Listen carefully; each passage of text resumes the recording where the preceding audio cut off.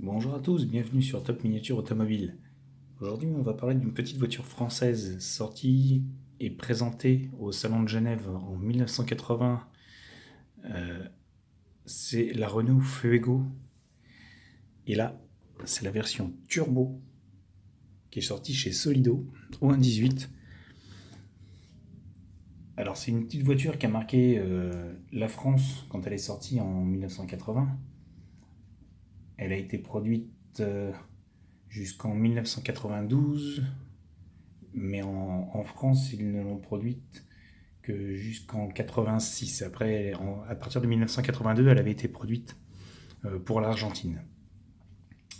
Je pense que ça a plus ou moins bien marché, ce qui fait qu'ils l'ont exporté là-bas. Et puis, bon, elle a suivi son petit parcours donc en Argentine. Alors en France, elle a marqué un petit peu les esprits parce que le look de cette voiture est quand même assez atypique, très en avance sur son temps. La ligne très sportive de cette voiture, on a fait pas un mutant de l'espace venu envahir la France, mais comment dire, c'est un peu bizarre. Alors attendez, on va la sortir, et comme ça vous comprendrez mieux. Alors Solido a eu l'audace de sortir cette petite bombinette en version turbo. Elle est sortie en version GT. Enfin, elle existe en bleu métal aussi. C'est la GTL, je crois. Je me souviens plus très bien. Elle est très très belle aussi. Et là, je vous présente la version turbo. Alors attends, on va y arriver. Il reste la dernière vis. Hop. Voilà. Comme d'habitude, hein, on est sur du direct. Et on va y arriver.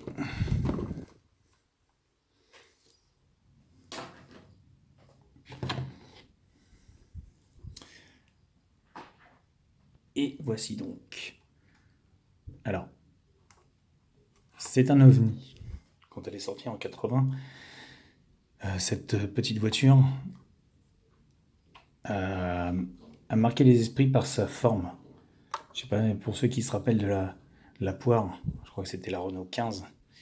Elle a un peu la même ligne.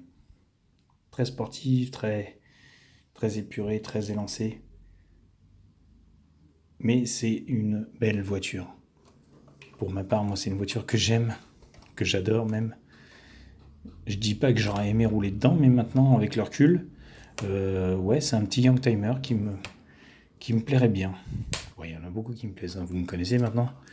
Honnêtement, les voitures, il y en a énormément qui me plaisent. Alors, hop.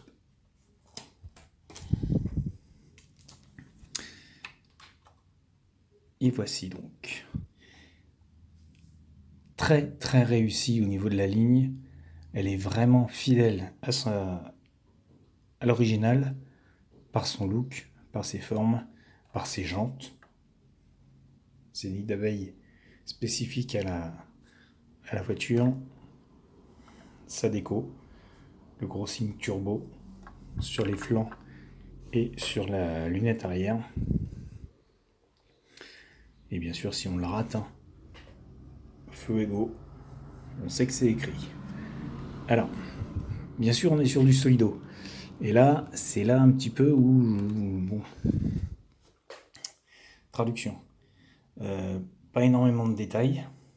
Juste une légère sortie d'échappement et un semblant de roue de secours avec la fixation. Un semblant de ligne d'échappement, un semblant de châssis, un semblant de train avant. Bon, comment dire, c'est Solido. Le seul point positif pour moi sur cette voiture, hormis son look, parce qu'il fallait oser la sortir, et ils l'ont fait, et là-dessus je les en remercie, mais c'est les ouvrants, les portières. Une légère direction quand même, avec le volant qui tourne. On reconnaît les spécificités un petit peu, je dis bien, de l'intérieur de la voiture, avec les sièges semi-baquets.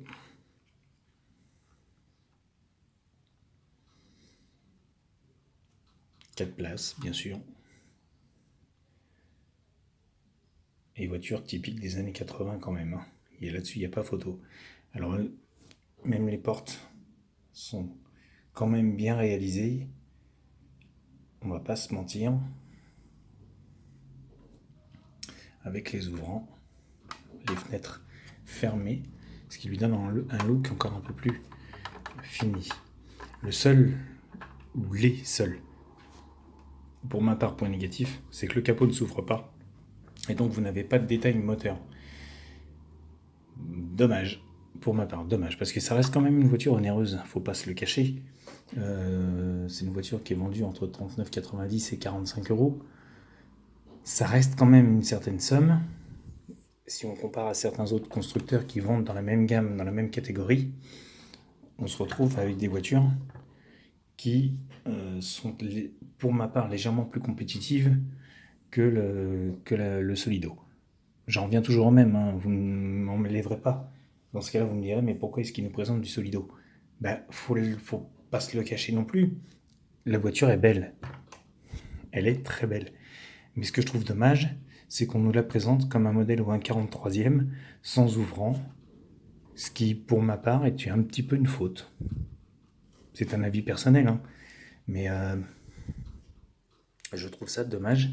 Sur du 1.18, moi qui adore le détail et qui aime cette échelle, plus particulièrement que le 1.43, parce que justement, le 1.43, il n'y a pas beaucoup d'ouvrants, ben là je me rends compte qu'il y a de moins en moins de voitures qui ont des ouvrants, des fois sur le 1.18. N'hésitez pas, si vous avez, on va dire, la réponse à ce genre de questions, n'hésitez pas à me dire ce que vous en pensez dans les commentaires. Là-dessus, moi je suis toujours ouvert à la discussion, il n'y a aucun problème là-dessus. Hormis ça, si on reprend donc sur l'aspect général de la voiture, on retrouve tout ce qui a fait le charme de cette voiture dans les années 80, son gros pare-choc noir, ses gros anti-brouillard, parce qu'à l'époque c'était pas les feux à LED qu'on trouve maintenant dans les pare-chocs, hein. Ce sont les anti-brouillard, les vrais, jaunes, typiques. Donc là, c'est pareil, petit détail, ils ont osé, et là, encore une fois, pas de faute de goût, sur un semblant d'essuie-glace de phare comme sur la vraie, très bien joué. Là-dessus, messieurs, dames, merci d'avoir mis ce petit détail, qui en fait une voiture légèrement plus réaliste que certains modèles. Il y a quand même une finesse dans la finition de cette voiture qui est jolie. Honnêtement, je ne vous le cache pas. C'est une ligne particulière, le Fuego, mais le Solido l'a très bien retranscrit, même s'il n'y a pas d'ouvrant. La ligne générale de la voiture est très belle, les formes sont superbes, la couleur, le rouge typique également, tout ce qui représente les joints, les ouvrants, les tours d'ouvrants, etc., etc., etc. C'est très fin et ça donne une voiture très réaliste. Alors, bon, hormis le manque de détails sur la motorisation, on va pas non plus trop en demander à Solido. Le châssis également manque beaucoup de détails. Le train arrière également, avec un axe rigide, ce qui fait tourner les deux roues en même temps. Heureusement qu'à l'avant c'est les roues indépendantes.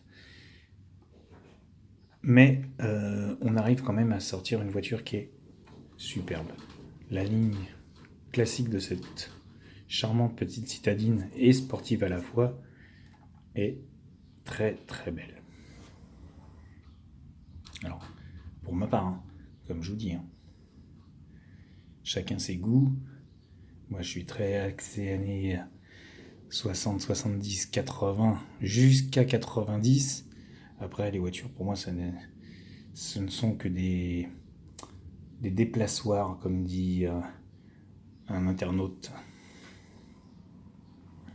Mais hormis ça, voilà. Ultérieurement, dans les semaines qui arrivent, je vous présenterai la version bleue. Juste parce que c'est le bleu métal, la couleur qui change, mais sinon il n'y a aucune spécificité particulière à la voiture. Celle-ci, en gros, on a déjà tout dit sur ce modèle-là. Il y aura juste la peinture qui change, mais ça sera quand même un petit modèle à vous présenter. Quand même, parce qu'il vaut le détour. Faut pas se le cacher. Voilà. Et bien les amis, je vous laisse. N'hésitez pas à me laisser vos commentaires sur la chaîne.